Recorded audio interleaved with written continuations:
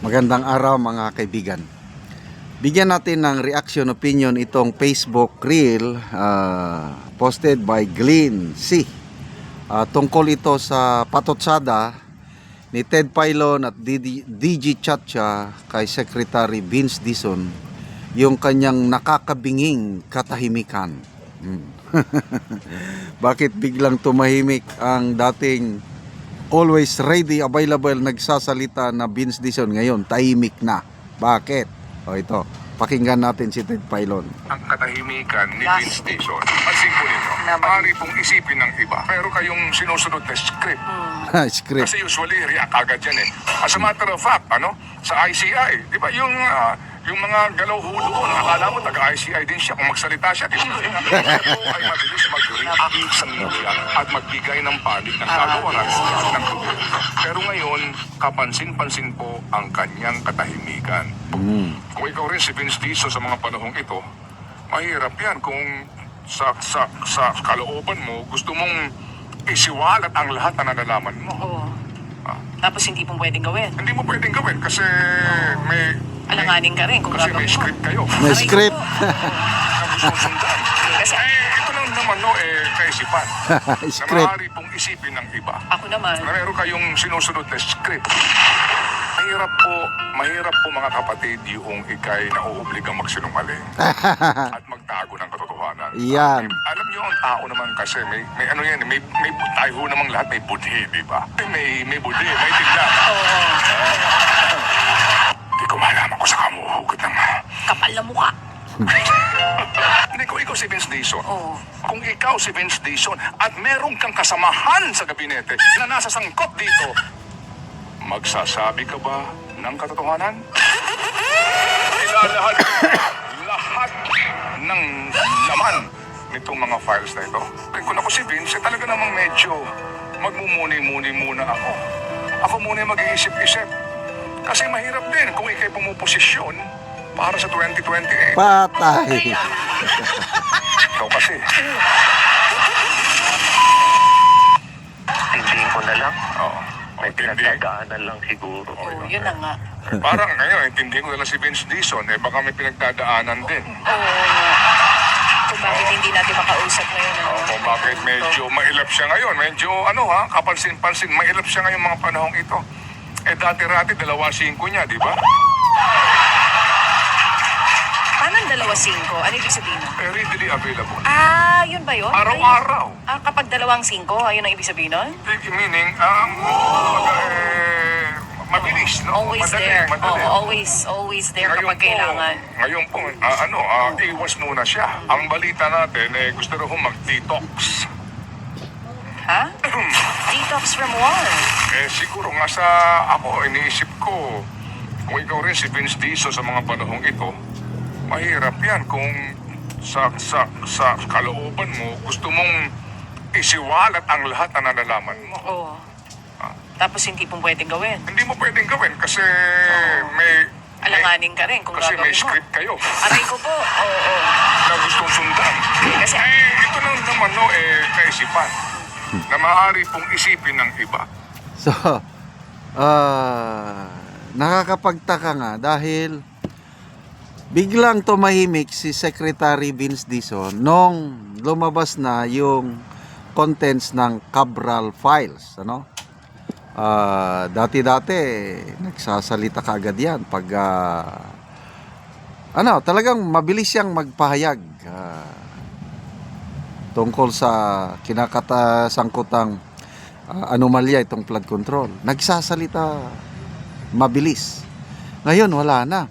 Mula nung lumalabas sa Cabral files na may mga pangalan ni First Lady Lisa Araneta Marcos, may 100 million na budget insertion sa DPWH budget 2025. Then pumapangalawa mayroong ES. Sino ba yung ES? Alangan naman Anday Sara. Alangan naman Eli Soriano. Nag-isa lang ang ES sa Malacanang. Meron pang SAP. Sino ba yung SAP? Pwedeng Special Assistant to the President pwede ring Secretary Amina Pangandaman. Di ba? At according to Senator Lacson, hindi daw bababa sa 5 na cabinet secretary ng Pangulong Marcos Jr. ang nasasangkot na isama doon sa Cabral Files. Cabinet secretary pa lang yan, hindi pa kasama ang mga undersecretaries na nagsingit din. So, ito na ngayon. Lalo silang nabubulgar, nabubuking. Cabral Files, sinasabi ni Yusek Claire Castro na hearsay dahil hindi na-authenticate. Kaya lang lumalabas, marami sa ating kababayan na naniniwala sa Cabral Files. Isa na ito si Ted Pailon. Isa na yan si Senator Ping Lacson dahil may sarili na rin siyang kopya ng Cabral Files. Ibinigay sa kanya ng abogado ni Yusek Cabral. Siguro naisip ni Yusek Cabral na anytime na may mangyari sa kanya, ito, ibigay mo ito, isiwalat mo ito.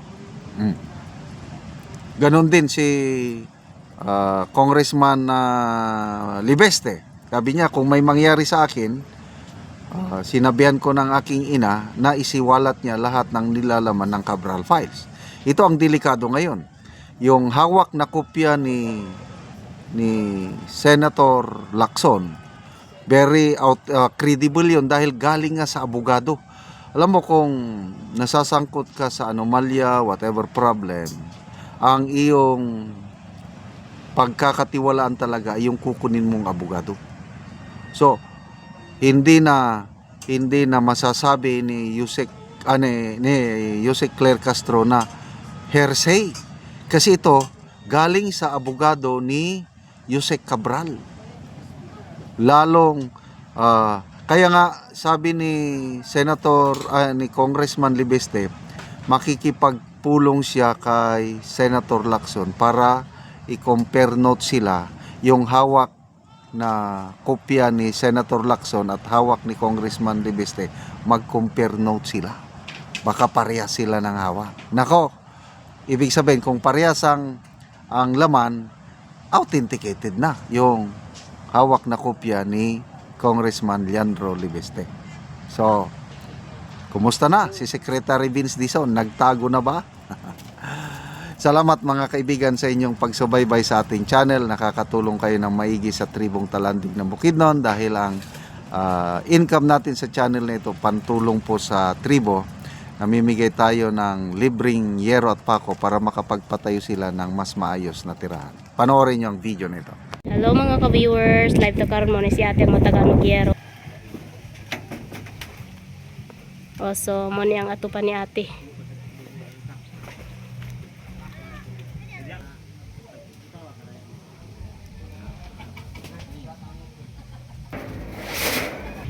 Ginoon man ko. Dari ka. Bubusan bay.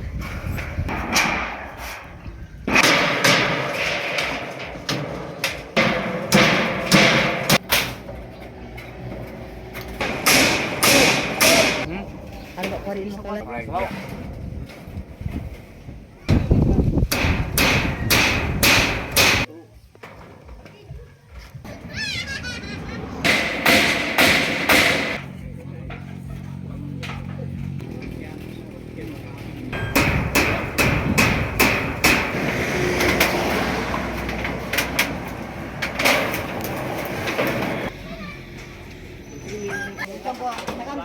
Babag.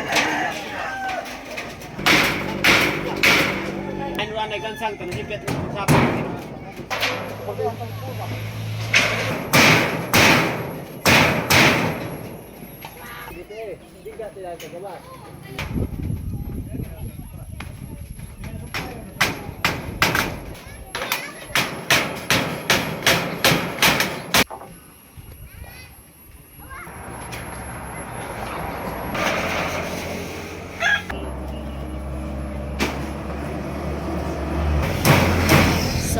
Nagyod og atop.